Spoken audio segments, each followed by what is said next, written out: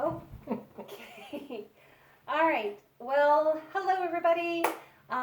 We are going to demonstrate for you some evasion principles right now. I've just gone through explaining to you the 13 principles that you need to keep in mind as you are doing the evasion. I want you to remember to cover and protect. Remember your vulnerable parts of your body, using your long limbs to do that. And I want you to remember to close the attack. And I know I've already explained what that means when I just talked to you guys online. So keep that in mind too. And I'm going to demonstrate. I'll tell you when I'm closing the attack so you can see what I'm talking about, what it looks like.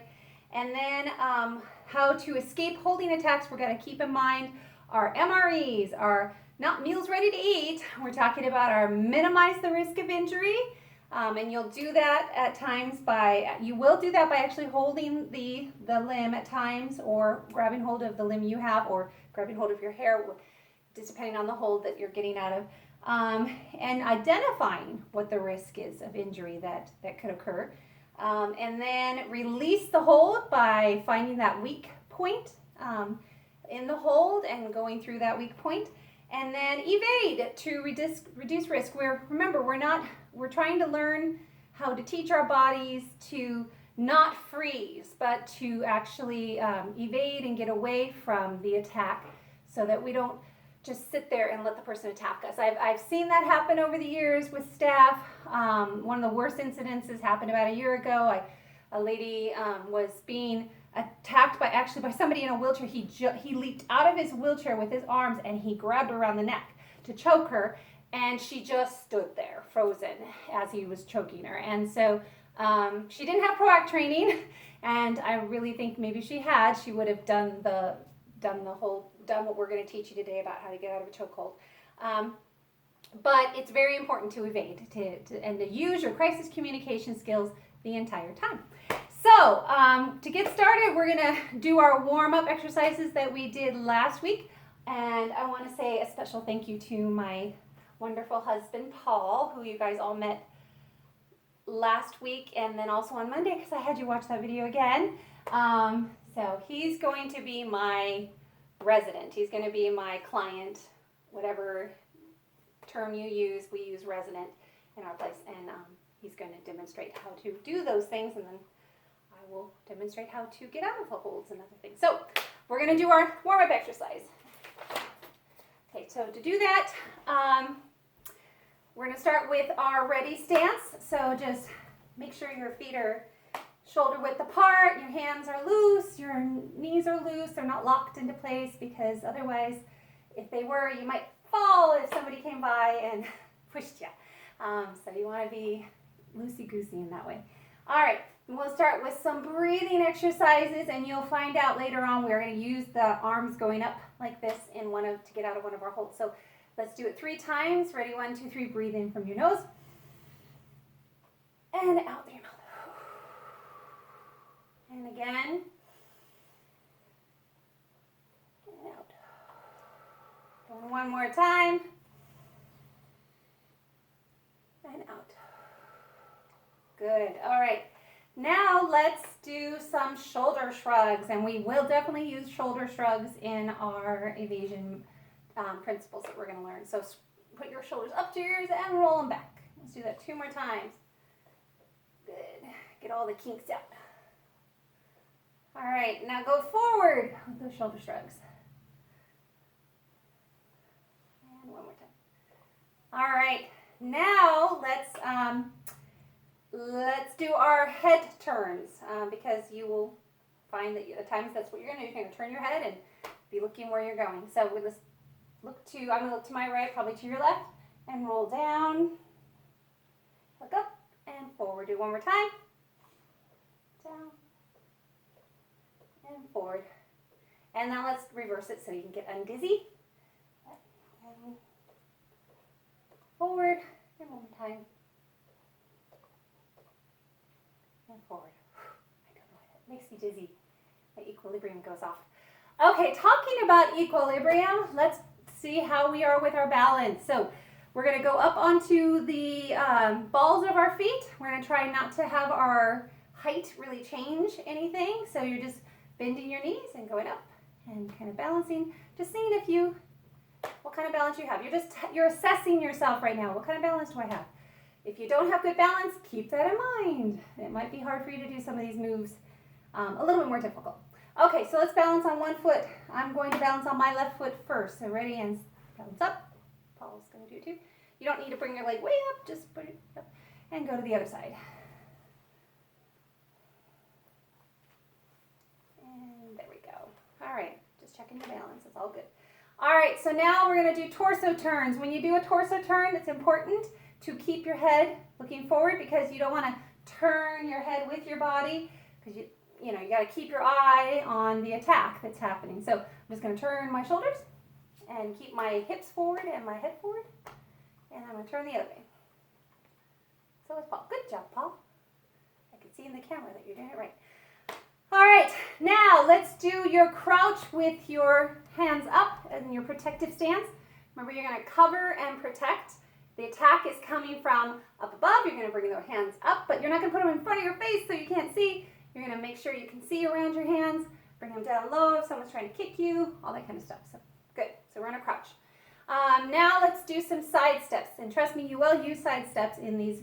And I'm just making Paul and I have a little space so we don't step into each other. So we're going to side step to our left, probably your right as you're watching this. Ready? And, sorry. Keep your feet apart. Don't bring them together because then you become a topply person. Keep your feet apart and you're going to side step with wide steps, basically. You're going to shuffle. Ready? 1, 2, 3. Step, step. Let's go back the other way. Step, step. Good job, babe. Okay, now we're going to side step back. So I'm going to get a little closer to the camera. I'm going to get in my crouch. We're going to do some side steps back. Ready? And step, step. Good job. All right, now our last one is a pivot. You will use pivots in a number of the moves. So you're going to get into your crouch again. I'm going to take my right foot, probably your left. I'm going to step forward, going forward, and I'm going to do quarter turns. I'm going to go step, step, step, step. Actually, I'm going to say pivot. Ready? And pivot, pivot, pivot, and pivot. And I got to tell you, when I do this in person with people, and there's like 12 of them, we look like a dance troupe. It's really fun. So I'm always like, good job, everybody. You look beautiful. All right. And we laugh. And there you go. All right. So first thing we're going to learn about evading is blows and kicks that are outside of striking range. So basically, Paul and I are going to demonstrate. What I recommend is that you watch us do this, obviously, and then take notes if you can. Excuse me. We recommend that you practice this with somebody who's taken ProAct. So I'm obviously practicing with my husband because I'm getting this done at a time I can get this done instead of doing it at work. But we've been married almost 20 years now. He has been my practice person a number of times over the years as I've done this training with other people. So a couple times he has. Mm-hmm. So he's heard all about this. So he's kind of an exception. But I would really recommend practicing with a coworker who's already gone through ProAct. Otherwise, it's up to you, whoever you practice with. So blows and strikes. When you're practicing with your partner, they don't need to really get dramatic and actually try to kick you or punch you, okay? When you're practicing, don't do that because safety is number one. We don't want people getting hurt here. So really it is just when he's going to kick at me, he's just going to lift his foot up just barely off the ground basically, and the same with punching. He's just going to bring his arm straight out like this. He's not going to actually try to come at me and punch me. I'm going to, first of all, with kicks, what's the potential of injury, of risk? I'm asking Paul as though he's going to be you guys answering this. Well, I'm going to hurt your leg, get your shin. Yeah. Gonna knock me off balance, yep. All that kind of stuff. Okay, with punching, obviously, lots of injuries, right? Mm-hmm. Spout them out, Paul. Well, anywhere in the head, yeah. Neck, as your primary areas, yeah. You could hurt yourself trying to block it. Yeah, so there's risk. So to minimize the risk, I'm going to use my cover and protect I'm going to use my long bones here to cover and protect myself. Even if it's a kick, I'm going to crouch down and cover and protect myself. And whenever you can, you want to evade behind yourself. You want to get away. You don't want to get closer to the person if you can avoid it. But sometimes you're going to need to evade behind the resident and to get away. Now, I will say this. When I'm evading behind myself, I will eventually try to get behind the resident too. But it's more of a wide sweep that I'm trying to do because I don't want them to keep following me if I want to get out of their line of sight, to be honest, so that they're not just focused on me and trying to attack me. So we're going to count on the count of 3, 1, 2, 3. He's going to kick out with his left foot, and I'm going to evade behind myself. Okay, ready? 1, 2, 3. Paul, I want to help you. Yes. Almost went out of the camera angle. We're going to have to scooch back a little bit there, kind of thing. I didn't mention, and you're going to hear me do this, you need to use your crisis communication. The entire time you're doing this, no matter what hold you're getting out of, you're going to talk. I personally will say the person's name. That usually kind of sometimes wakes people up if they're in a kind of a fog. And you want to do this quickly so it kind of surprises them too.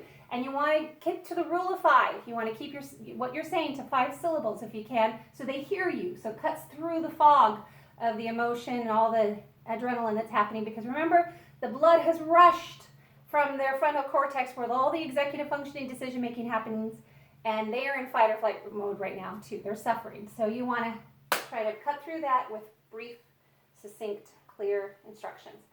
Okay, so now we're going to do with a punch. So he's actually a kick. We're going to do the kick again, but I'm going to evade behind Paul. So actually, okay. So ready? 1, 2, 3. Kick. Paul, I want to help you.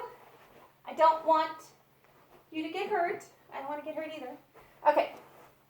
So closing the attack. The reason I come into the attack instead of away is where's the energy going? Paul, where's the energy going? Energy's going with my leg that way. That's right. So I don't want to go where the energy's going, and I don't want him to follow me. I want to close the attack and get behind the attack as soon as I can. So that's why going behind the resident is very helpful. Okay, let's practice it with the punching. Mm-hmm. Okay, so we're going to try it with we're going to do it with his right arm, and I'm going to go behind myself this time. Ready? 1, 2, 3. Paul, I want to help you.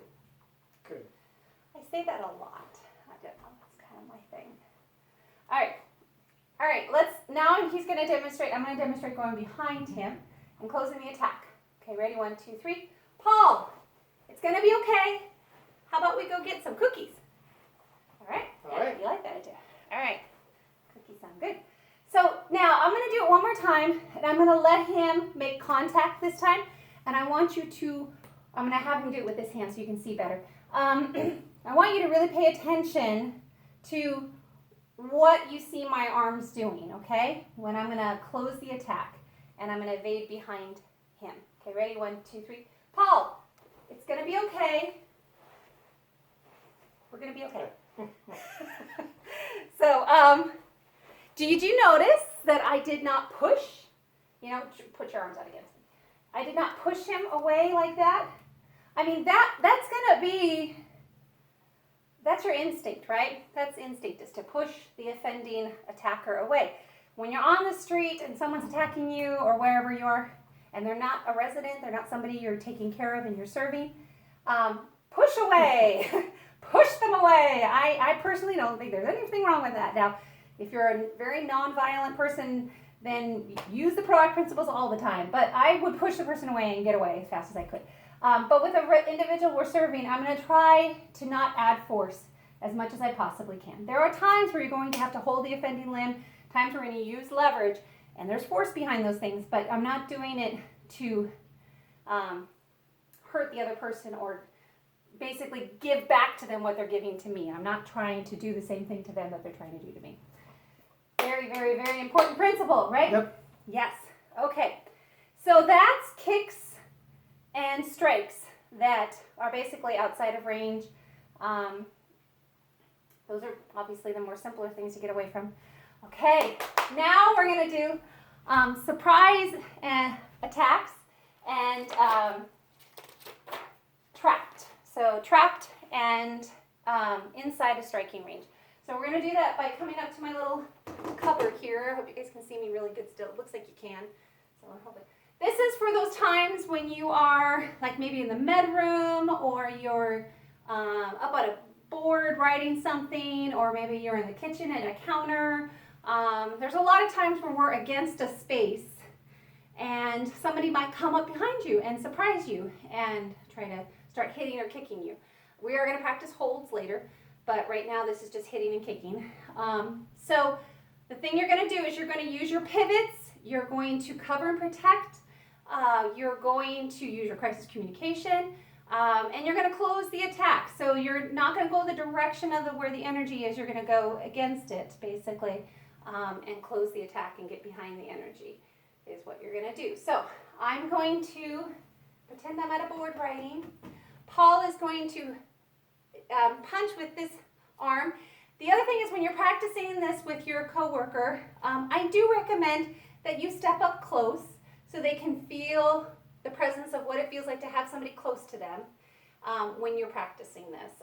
So oftentimes when I see people practicing it, they're so shy with each other that this person's like way back here and you don't even feel like anything's going to happen.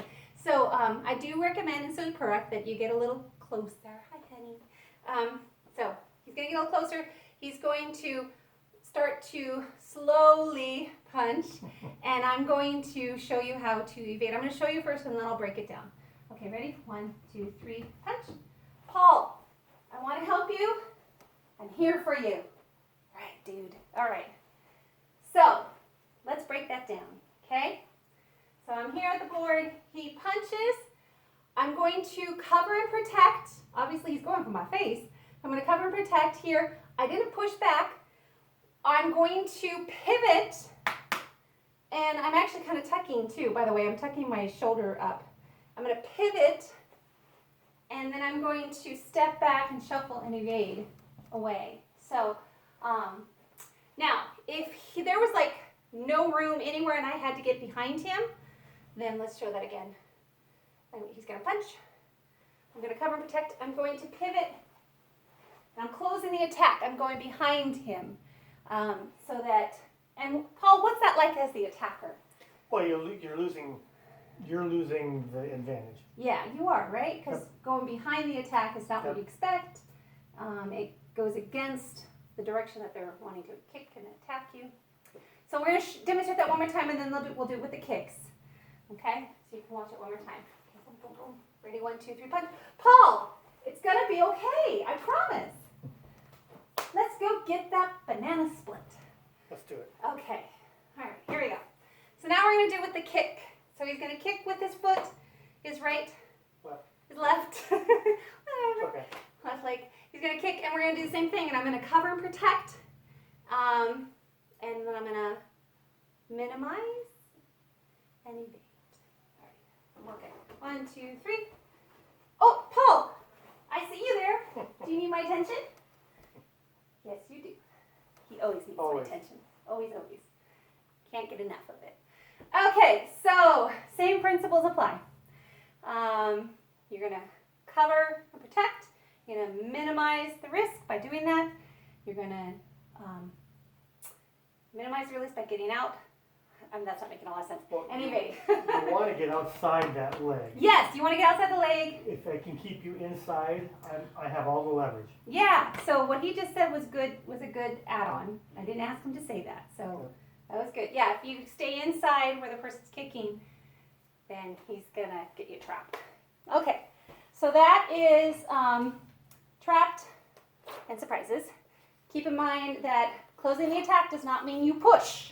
You don't push the person. No pushy. Not like at the playground when you were 5 years old. You don't push. All right, now we're going to do holding attacks. We're going to talk about skin, hair, limbs, torso, and neck. Okay? So first one is skin. No, skin, honey. That's holding a limb. Skin, pinching. Oh, yeah. Okay. So he's getting ahead of himself here. Okay, so skin. Now, in residential settings, it's actually pretty common that people will come up and pinch you. Well, it's not like it happens every day, but it's not uncommon. And I find, especially with older folks, it's usually they're just trying to get your attention, or they're not even thinking, they're just, and then there's some that think they're being playful. Yeah. So, so pinching is not the hardest thing to get out of, obviously, but what's the risk? What's the damage here? A little pain, skin damage. Yeah, you could rip it. Now, in an older person, if you were to pinch that person back, you could rip off a chunk of skin and bruise them and have a kind of bruise, especially if there's diabetes involved with the person.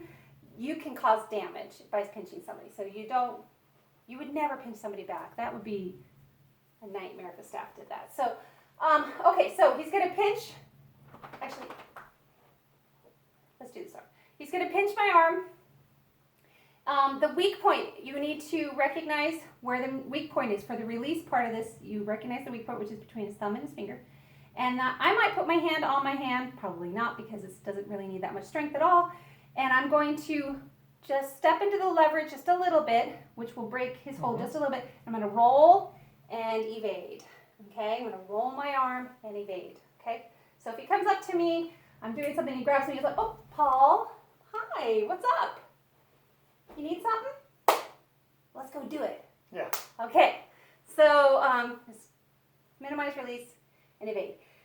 All right, hair. Hair is a little different. Okay, so I'm going to show you here. Go ahead, honey. He's going to get my hair. He's going to get his hands in there, okay? So he's grabbing a chunk of hair, okay? Now, this kind of hold, there's not a whole lot you can do with this because honestly, if you try to, first of all, what's the risk right here? What's the risk, Paul? What's going to happen? I'm going to damage your scalp. I could hurt your neck. Yeah, lots of damage can happen, okay? This is really unsafe, obviously. It's kind of a understatement. So the other thing is you don't want to get your fingers in there and start trying to peel the person's fingers off, especially with people who are older. Very easy to break their fingers, dislocate, all that kind of stuff, and we're not here to damage them and hurt them back. So what you're going to do is minimize the risk by putting your hands on their hands and holding it still so that they don't yank you around or try to pull your hair out. You're trying to hold their hands in place. And then this is one of 2 times that I would say you absolutely do an all call for help. We already talked about in the training that there's many times where we don't do an all call for help because it just adds a lot of energy to a situation, and honestly it just can make it worse, can make the person really be afraid, and they might escalate even worse. So you want to do that at this point. You're like, hey guys, I could really use some help in here, and hey Paul, I can tell you really need my attention right now. I want to give it to you, but how about let go, hon? Why don't you let go? Oh, look at that, he just let go. But if he doesn't, and he's like confused or doesn't seem like he's understanding, I'm going to go to a place where I don't usually go, and that is to bribery, okay? So obviously bribery is not something that I would recommend you do for any other treatment services, but to get out of your hair being grabbed like that, I would be like, hey, is there something you want? What is it you want right now? And if it's not just wanting to grab hold of me, then I'd be like, let's get it, let's do it. Whatever it is, let's do it. And then I would try to follow through with what they're asking for if it's at all possible. But yeah, you also, once other people come, they can kind of help both of you sit down. That will definitely help release some of the tension and help them kind of settle down a bit more. But that one's a hard one. That one's a hard one and scary and hurt and painful. Yep. You're not going to get out of that one without some pain, without a headache and stuff like that. Okay, now let's say it's an actual ponytail grab, okay? So Paul's going to grab my pony here. Now, with ponytails, you can get out of this. You don't have to just wait and do an all call for help. You want to minimize the risk by putting your hand underneath his hand. So it's now you're near your hand's the one that's near the scalp. Hopefully holding it so he doesn't pull your hair off your scalp. And then if your ponytail's long enough, you want to grab the other end of the ponytail and go through the weak spot, which is where his fingers are coming up against his hand here. And I'm going to minimize the risk. I'm going to release through the weak spot, and I'm going to evade.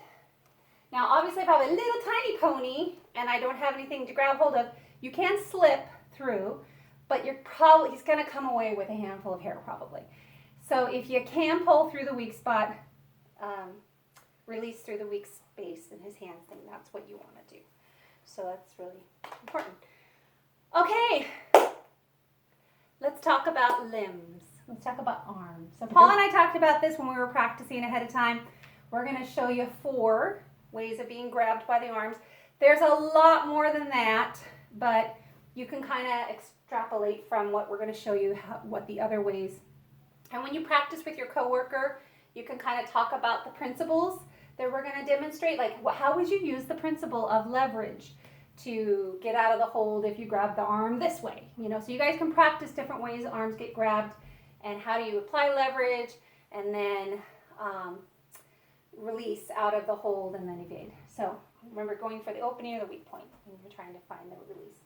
Okay, so the first one we're going to do is he's going to grab my arm with both hands. I'm going to, first of all, what's the risk here?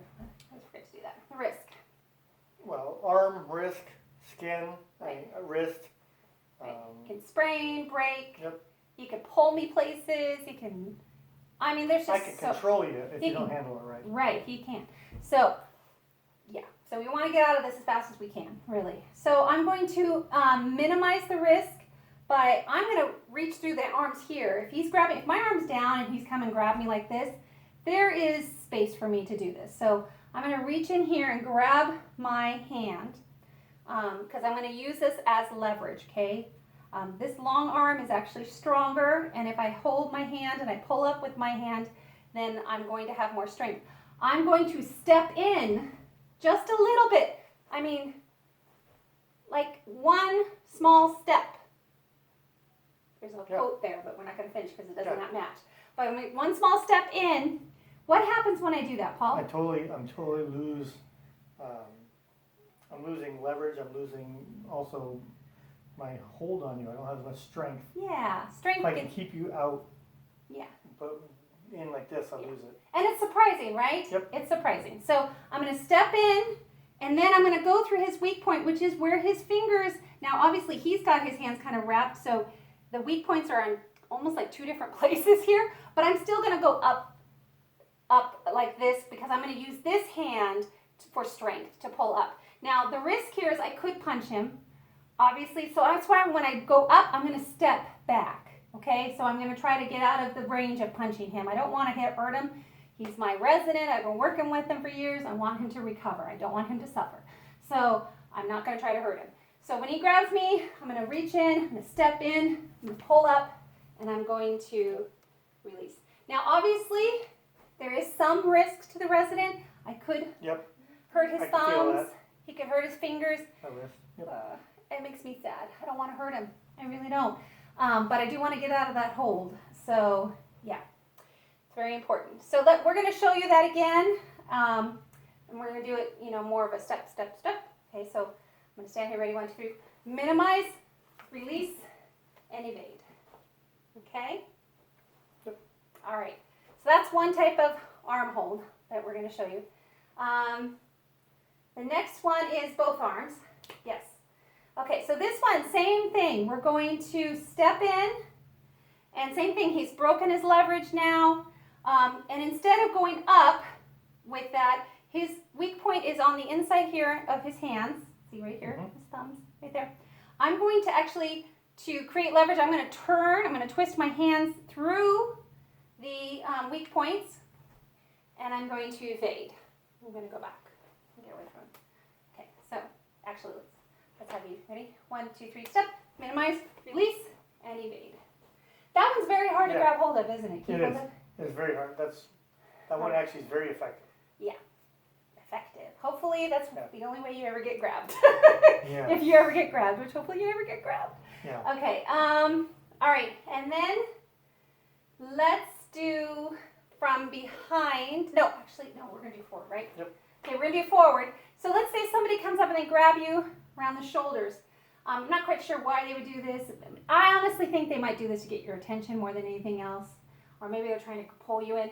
It is still, you're still going to step in to minimize. Even if they're pulling you in, you're going to do it quicker so that the risk here is you could headbutt them. So you want to make it real small and quick. But you want to step in, you're going to scooch your shoulders up and roll them like you've been doing your shoulder shrug. You're going to do a shoulder shrug, okay? So you're going to roll, oh, sorry, Okay. and you're going to evade. I accidentally punched them a little right down there. So there's a risk, okay? So let's try that one more time. Ready, 1, 2, 3. Paul, woo! I tried to get my grip again. He but I tried to couldn't. grab his grip again. Did Yeah. it work? I want to help you. Okay. Okay.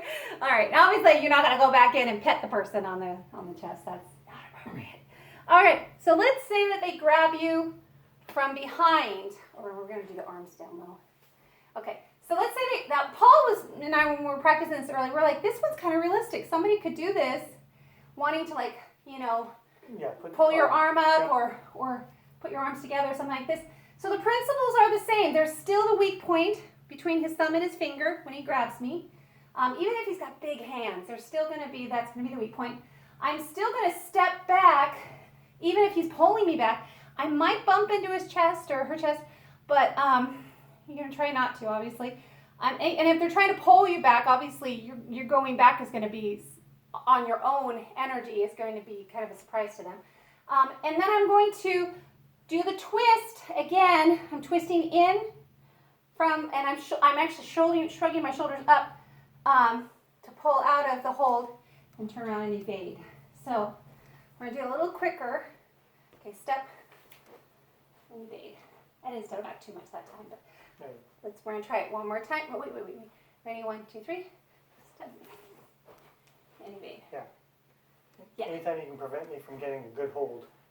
Yeah, so surprise with holds is important. Now, if it's a little old lady who's coming up to grab you like that, she's probably doing it because she just wants your attention.